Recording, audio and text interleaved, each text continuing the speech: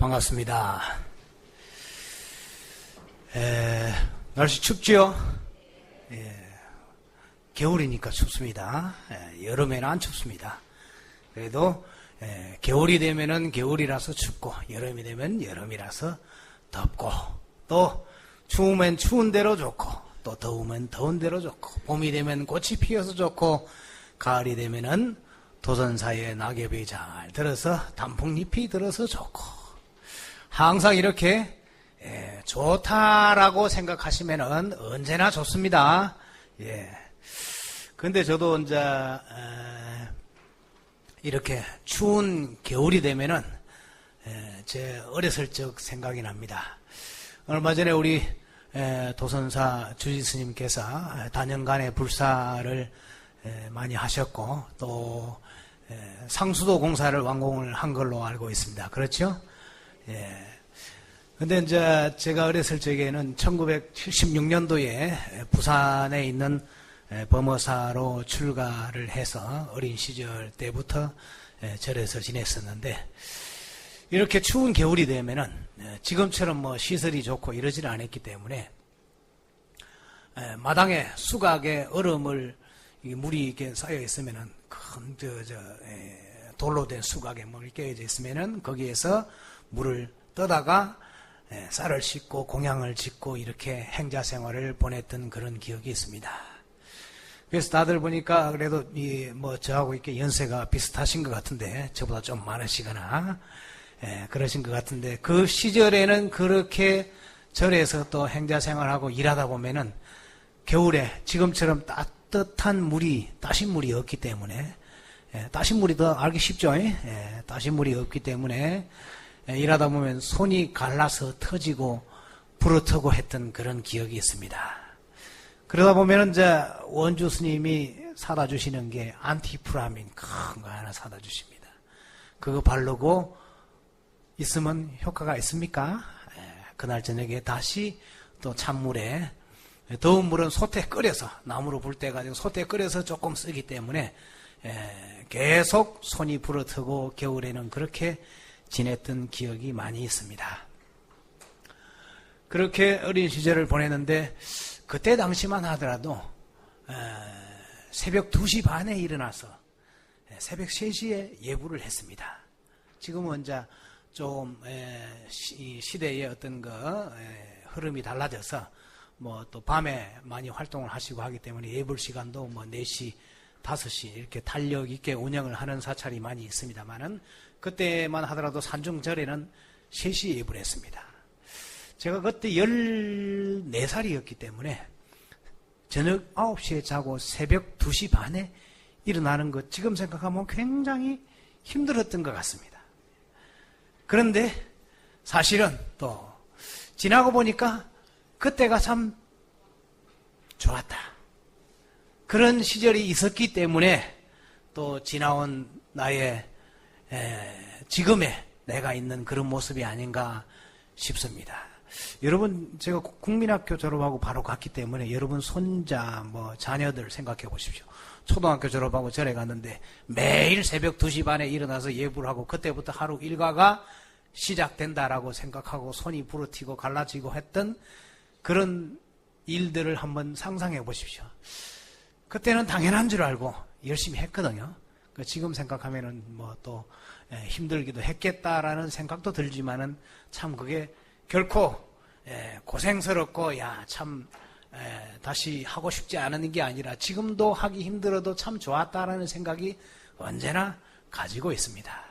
그래서 추운 겨울이 되면은 참 요즘에는 얼마나 좋은 세상에 사는가, 얼마나 고맙고 감사한 일인가. 자, 같이 한번 따라해 봅시다. 부처님 감사합니다. 나는 행복합니다. 오늘 오신 여러분들은 굉장히 행복한 분들이십니다. 그리고 이제 아까 우리 교무스님께서 말씀을 하셨지만은, 그리고 이제 어렸을 시절에 학교에 있다가 제가 오늘 처음 이렇게 인사를 드리기 때문에 제 이야기를 조금 드리는 겁니다. 그렇게 있다가 이제 나중에 은사스님께서 지금은 이제 달라졌기 때문에 학교를 다녀야 된다라고 해서 고등학교를 갔습니다. 고등학교 1학년이 되어서 좀 산속 깊은 절에 있었기 때문에, 범어사 큰 절에 말고 있었기 때문에 운수사라고 하는 절에 있었는데, 거기서 학교를 가려니까 마을이 있는 데까지 올라갈 때는 한 40분 걸리고 내려갈 때는 한 30분 걸립니다.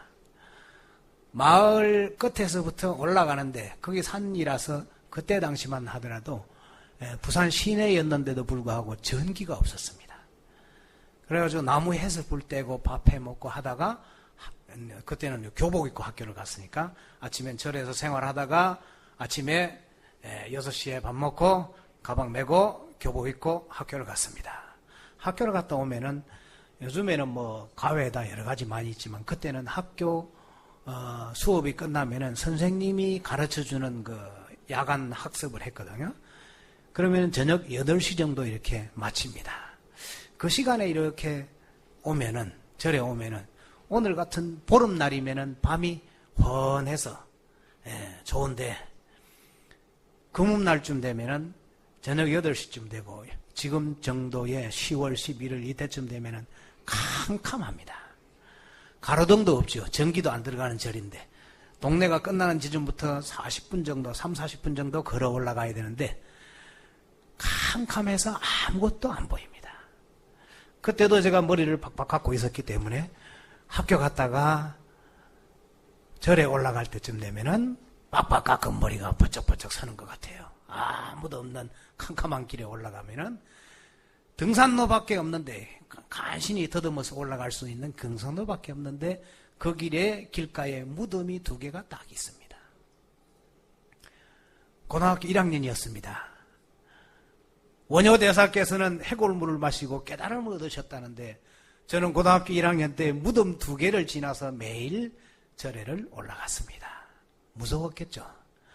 바스락 소리만 나도 무섭고 바람 소리만 나도 무섭고 했는데, 어느 날 생각했습니다. 야, 내가 원효대사는 아니라고 하더라도 내가 여기를 매일 지나가야 되는데, 누구 나를 마중해 줄 사람도 없고, 아마 여러분의 자녀들 같으면 아들이니까 마중 갔겠죠. 절에 스님 마중 안 나옵니다.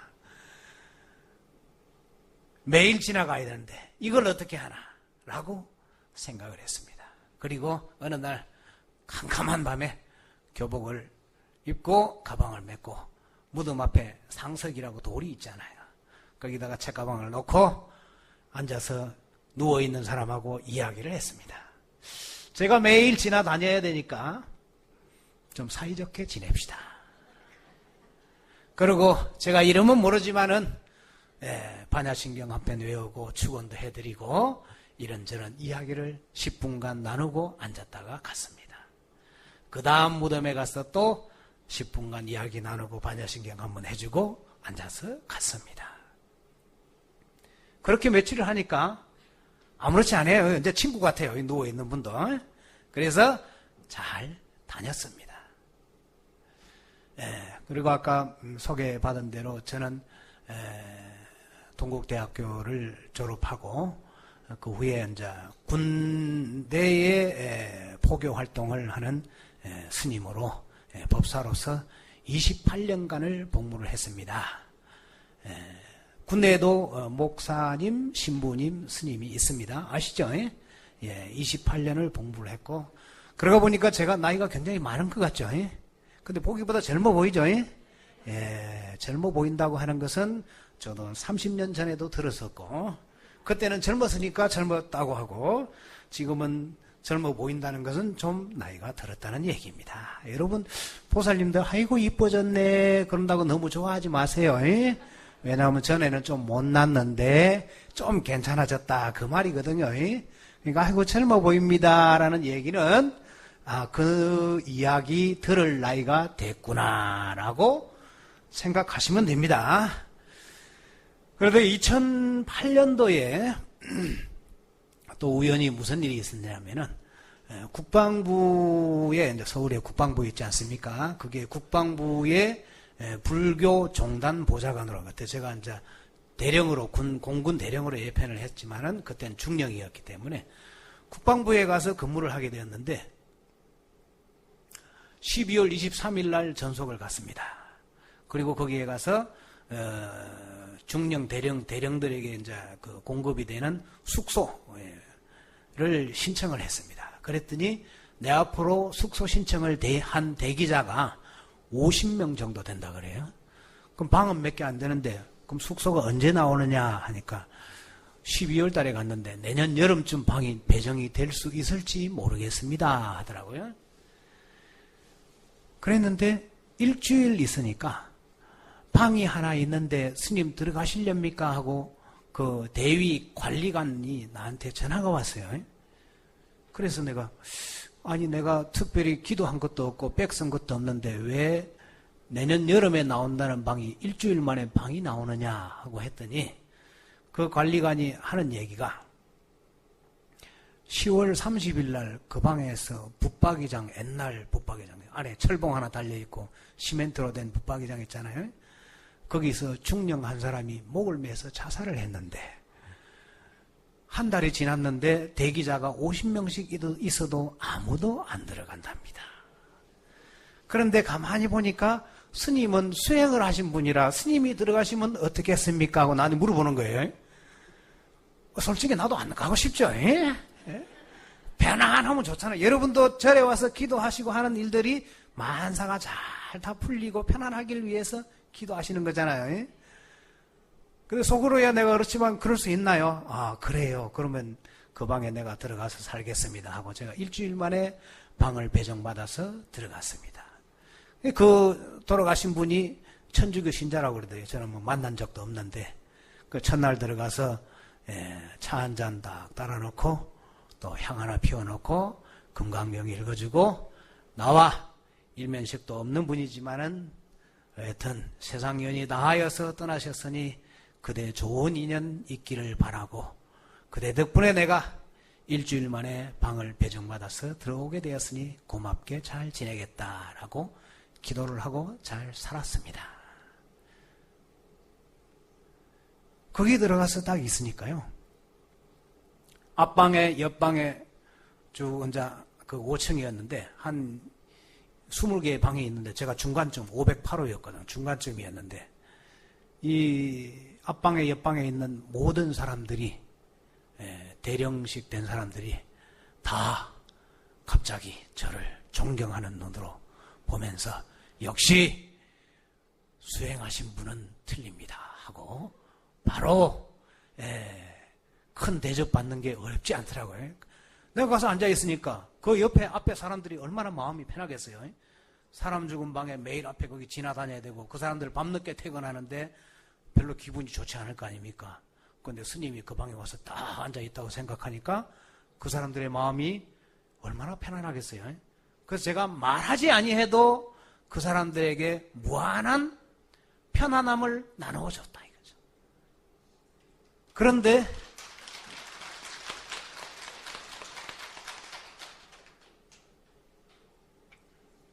도선사 신도인들은 눈치가 빠르네. 그런데 며칠 있으니까요. 또 누가 물어봐요. 스님, 그 방에서 목매달아 돌아가신 분이 왜 돌아가셨답니까? 라고 물어봅니다. 그래서 제가 그랬죠. 아, 그건 제가 못 물어봤네요. 오늘 저녁에 만나서 얘기해보고 내일 대답해 줄게요. 그랬습니다. 궁금하시면 나중에 대답해 드리겠습니다. 그렇게 세상을 사는 데는 있어서 끊임없이 이런저런 일들이 다 생기게 마련입니다. 지난달에 그리고 이제 그 다음에는 제가 이제 전역을 하고 또 미얀마 이빠사나 수행센터에 가서 공부 좀 한다고 가서 앉아 있다가 또 우리 도선사 주지 큰 스님께서 부르셔서 지금 제가 큰 스님을 도와서 원주에 계신 노보살님이 이렇게 땅을 기증하셔서 이제 불사를 하려고 한다는 얘기 들으셨죠? 예. 거기에 제가 있는데 부처님 당시 때에 부처님이 계시던 절 중에 기수급고도건이라는 절이 있습니다. 금강경 읽어보면 그렇게 나오잖아요. 여시야문 일시불제 사위구 기수급고도건 줄여서 기원정사라고 합니다. 그 기원정사라는 절이 어떻게 해서 생기게 되었느냐? 사위국 왕의 태자였던 기타태자, 기수, 일명 기타태자라는 분이 또 그곳에 있던 급고독장자, 일명은 급고독장자인데 수달장자라고 하는 분이 이웃나라에 계시던 부처님을 가서 뵙고 부처님께서 가르침을 제자들과 신자들에게 가르침을 주시던 그 법문을 듣고 와서 너무나 기쁜 환희심이 나서 저런 위대한 스승이신 부처님을 내가 있는 우리나라에 모셔서 가까이 모셔서 저분의 가르침을 자주 들을 수 있으면 얼마나 좋을까라고 큰 환희심을 내고 자기 나라로 돌아왔습니다. 사위성으로 돌아왔습니다. 그리고 그 사위성에 와서 부처님이 이 근처에 오셔서 탁발하고 공양하시고 수행하시고 제자들에게 가르침을 주실 수 있는 그런 공간을 마련해드리고자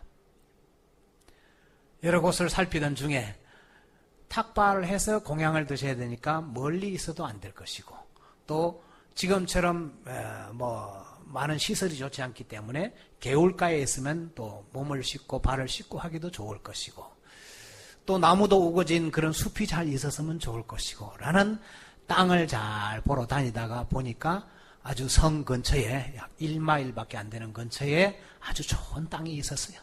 그래서 그 땅 주인이 누군가 하고 살펴보니까 태자의 땅이었어요. 소유가. 그래서 태자님께 찾아갔습니다. 이 땅을 저한테 팔아주십시오. 라고 했더니 태자가 뭐가 아쉬워서 땅을 팔겠습니까? 온 나라가 태자의 것이나 마찬가지인데 그래서 나는 땅 팔 생각이 없다. 라고. 그런데 자꾸 가서 저럽니다. 이 땅을 저한테 팔아주십시오. 라고. 그래서 태자가 그런 얘기를 했습니다. 정 그 땅을 사고 싶다면은 네가 그 땅에다가 전부 금으로 다 깔아라. 그러면 내가 땅을 팔겠다. 농담 삼아서 한 얘기겠죠. 그러니까 절대 안 팔겠다는 이야기죠. 그랬는데 그 수달 장자가 금을 다 구해다가 그 땅에다가 깔기 시작했습니다. 나는 이 땅을 꼭 사서 내 전 재산을 다 들여서라도 이 땅을 사서 부처님한테 올리고 싶다는 그 일념으로 그 땅에다가 금을 깔기 시작했습니다. 몇 해 전에 우리 강남 봉은사 앞에 옛날에는 봉은사 땅이었지만은 봉은사 앞에 한국전력부지라는 땅이 있었잖아요. 그게 현대자동차에서 매입을 했다는 뉴스 여러분 들으셨죠? 그 땅이 24,000평입니다. 24,000평인데 그 땅이 10조 5,500억 원에 팔렸습니다. 현대자동차에서 매입을 했습니다. 그러면 그거를 나누기를 해보니까요. 한 평에 4억 4천만 원입니다. 한 평에 4억 4천만 원이면은 4억 4천만 원 가지고 한 평에다가 금을 깔고도 남겠죠. 지금 생각해도 금 깔 수 있습니다. 그런데 그 수달장자가 금을 깔고 있는 모습을 본 태자께서 불렀습니다. 도대체 너는 이 땅을 어디다 쓰기 위해서 그렇게까지 네 전 재산을 투자해서 쓰느냐라고 했더니 이 수달장자, 일명 급고독장자는 많은 사람들에게 이게 배품을 보시행을 크게 하시는 그런 부자라고 해서 급고독장자라는 별명이 있는데 그 급고독장자가 하는 얘기가 저는 돈으로 물질로 계산할 수 없는 부처님의 크신 가르침을 우리 사위성에 살고 있는 많은 사람들에게 들려주고 싶어서 그 부처님을 여기에 모시려고 그분의 가르침을 받고자 내가 이 땅을 꼭 구입해서 그분에게 절을 지어서 올리고 싶습니다. 라는 이야기를 했습니다. 그러자 기타 태자가 참으로 가력하다. 나도 이 나라의 태자로서 너의 마음에 감동했으니 나도 시주할 테니까 네가 건물을 지어서 부처님께 같이 시주하는 것으로 하자라고 해서 기타 태자의 이름과 급고독 장자의 이름을 합쳐서 기수급고독원이라는 절이 생기게 된 것입니다. 그래서 그분들의 마음은 어떠하겠습니까?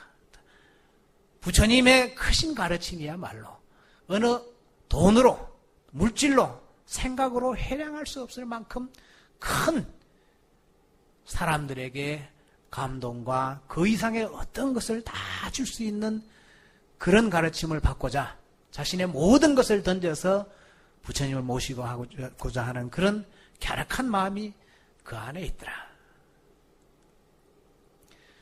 제가 이제 원주에 우리 그 보살님께서 지금 이제 86세 되신 노보살님, 여러분 뭐 얘기 들으셨겠지만 그분이 시주하신 땅에 이제 창후 우리 큰 스님께서 불사를 하시고 하는데 제가 이제 현재 거기 임시 책임자로 가서 이제 맡아서 관리하고 일을 보고 있습니다. 그래서 지금 그 보살님을 이렇게 같이 이웃에 같이 모시고 살고 있는데 참 고마운 생각이 또 언제나 듭니다. 그리고 보면 그렇습니다. 야, 우리가 이렇게 있다고 하더라도 베풀고 나누는 마음. 사람은 살다 보면은 중생심은 그렇거든요. 우리나라 참 이게 그 뉴스나 뭘 보다 보면 참 이게 별로 안 좋은 소식들이 참 많습니다. 근데 대부분의 사람들이 보면 그렇습니다. 나는 좋고 남은 해롭다. 어떤 일을 하면서 나에게는 좋은데 남은 해롭다. 두 번째는 나는 손해를 볼 수 있지만 남에게는 좋은 일. 또 더 좋은 것은 나도 좋고 남도 좋은 일. 일이란 건 이렇게 나누어서 볼 수도 있습니다. 나도 좋고 남도 좋은 일이 참 얼마나 좋습니까? 근데 사실은 그보다 또 더 큰 마음은 내가 손해를 볼지라도 남에게 더 좋은 일이 있다면 얼마나 좋겠습니까? 그러기 위해서 우리가 수행을 하고 배우고 끊임없이 노력하는 거거든요. 나는 좋은데 남한테 해로운 일은 어떻게 되겠습니까? 내가 하는 일이 남한테 피해를 주게 되는 일이 되잖아요. 근데 우리 사회에는 그런 사람들이 더 많이 있습니다. 물론 훌륭한 분도 더 많이 있으니까 사회가 존속되어져서 발전되어 가는 것인데, 그리고 또 어떤 옛날에 어떤 나라의 왕이 먼 길을 가서 큰 스승님께 스님께 가르침을 배우러 1박 2일을 신하를 데리고 스님에게 찾아갔습니다. 그 스님한테 가서 스님이 하시는 말씀이 오시느라고 고생 많으셨습니다. 가실 때에도 잘 가십시오. 그러니까 오시느라고 잘 오셨습니다. 가실 때도 잘 가십시오. 라는 한마디 법문을 해 주셨습니다. 그리고 그 왕은 굉장히 기쁜 마음으로 다시 1박 2일로 먼 길을 궁으로 돌아왔습니다. 한참을 돌아오는데 신하들이 물었습니다. 굉장히 큰 가르침을 가진 스님이라고 찾아갔는데 잘 오셨습니다. 잘 가십시오. 그 말만 하시는데 어떻게 임금님께서는 굉장히 기쁜 마음으로 오십니까? 라고 물었습니다. 뭐라고 대답을 했겠습니까?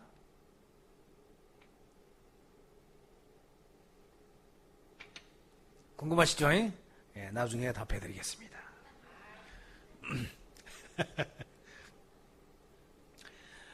11월 16일은 수험생 자녀를 두신 분들 시험 보는 날이었죠. 입시날. 지진이 흔들려서 일주일 연기됐죠. 일주일 연기되니까 사람들 속에서도 좋은 일이 있을 수도 있고 또 힘든 일이 있을 수도 있고 사람 따라 틀리겠죠.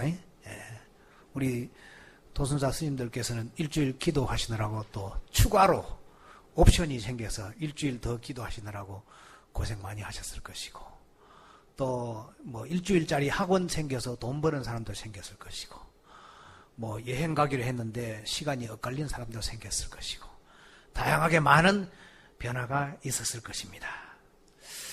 세상은 이렇게 한 가지 일을 두고 다르게 다 해석이 될 수가 있는데, 이게 얘기가 아직 시작이 안 됐는데 벌써 제한 시간이 다 돼가네요. 참. 예. 오늘 첫날이니까 좀 봐주세요. 5분 더 추가하겠습니다. 수험생들이 시험을 볼 적에 보통 옛날에, 요즘엔 제가 시험을 안 봤어요. 옛날 같으면 4개의 답을 놓고, 이렇게 1번, 2번, 3번, 4번 이렇게 번호를 쓰는 거지 않습니까?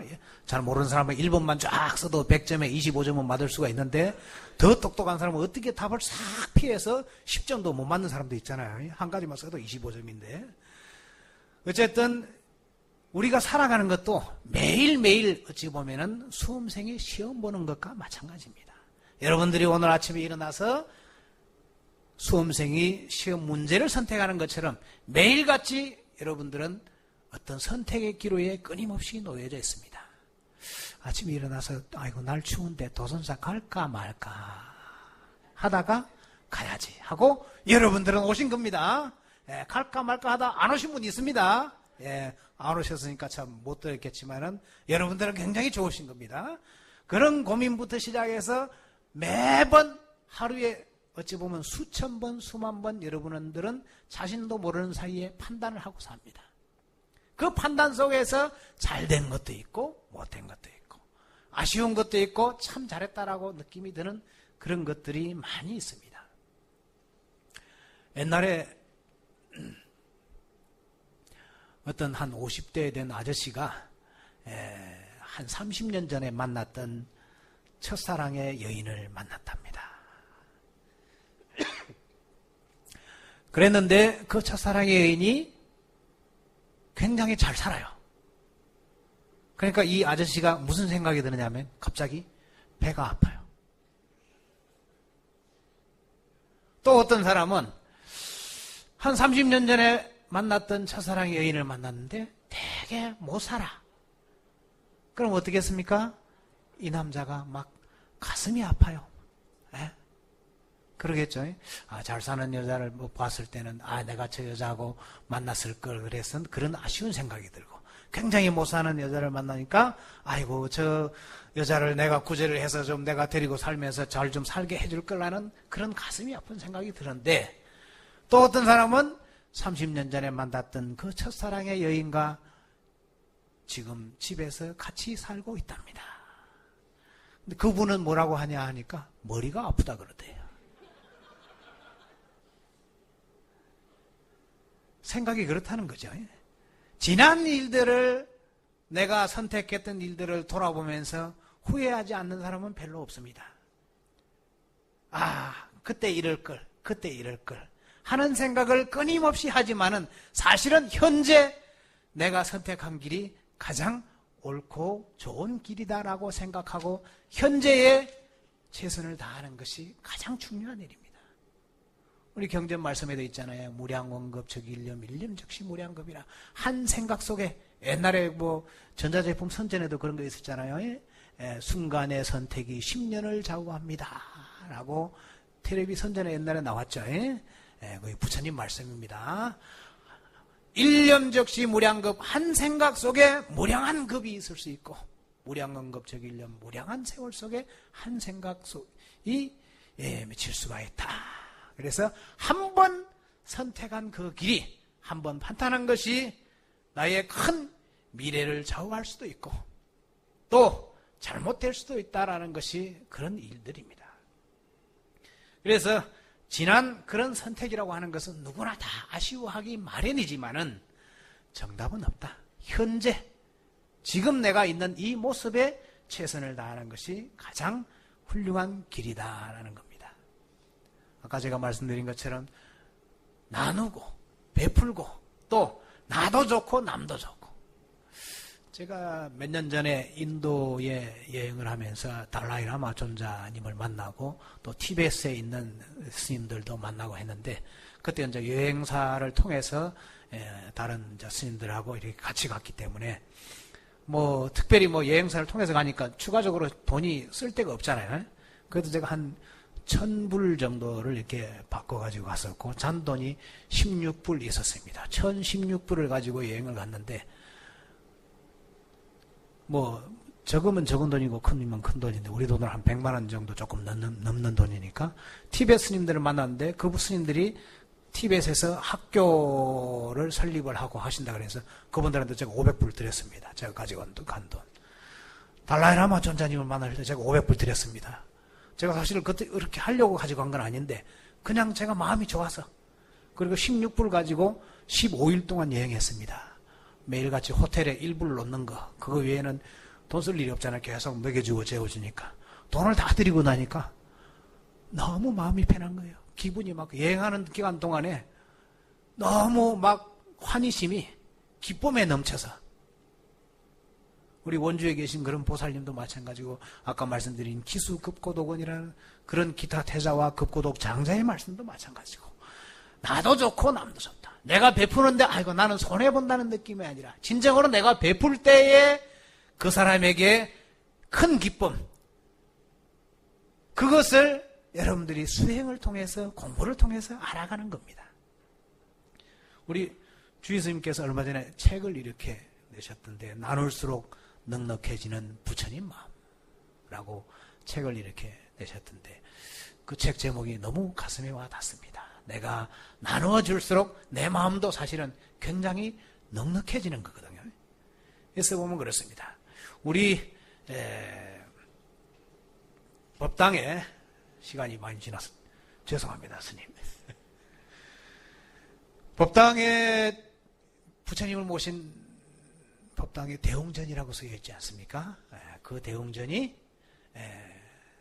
이 사바세계에서 가장 대장부다운 대장부를 모신 전각이라는 말씀입니다.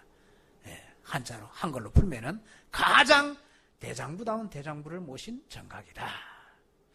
우리도 부처님같이라는 말이 있듯이 우리가 부처님 제자가 되고 불교를 수행하고 또 의지하고 따르는 것은 바로 그 한마디가 가장 또 가슴에 와닿는 말일 수 있습니다. 우리도 부처님같이. 우리가 수행을 하고 부처님을 믿고 따르는 이유는 부처님처럼 살아보기 위해서입니다. 부처님은 헌 옷 하나 걸치고 나무 밑에서 자고 남의 집에서 밥을 얻어먹고 살았습니다. 세상에서 가장 가난했지만은 왕보다도 훨씬 더 행복했고 모든 사람이 부처님을 찾아와 인생을 상담할 만큼 지혜로운 분이었습니다. 홀로 있어도 외롭지 아니했고 수천 대중들과 함께 있어도 귀찮아하지 않았습니다. 홀로 있으면 정진하기 좋았고 많은 사람들과 함께 있을 때는 그 사람들을 교화하기에 마음이 넉넉했습니다. 부처님은 언제나 어떠한 상황에서나 괴로움이 없고 자유로운 삶을 살았습니다. 이런 부처님의 삶을 본받는 것, 부처님처럼 되는 길이 바로 삶의 이유이며 부처님의 제자가 된 이유이며 수행을 하는 이유인 것입니다. 아까 제가 뭘 나중에 말씀드린다 그랬죠? 기억이 안 나시죠? 금방 조금 전에 제가 드린 말씀. 생각이 안 나시면 다음에 말씀드리겠습니다. 자, 오늘은 또 여기까지 말씀드리겠습니다. 추운 날씨에 여러분들이 오늘 소중한 시간 또 날씨 추운데 이렇게 또 보름날 법회를 오셔서 이러한 부처님의 말씀을 가슴에 담고 또 가셔서 좀 더 부처님과 가까워지는 하루하루가 되시는 길이 여러분이 매일 행복해지는 길입니다. 성불하십시오. 고맙습니다.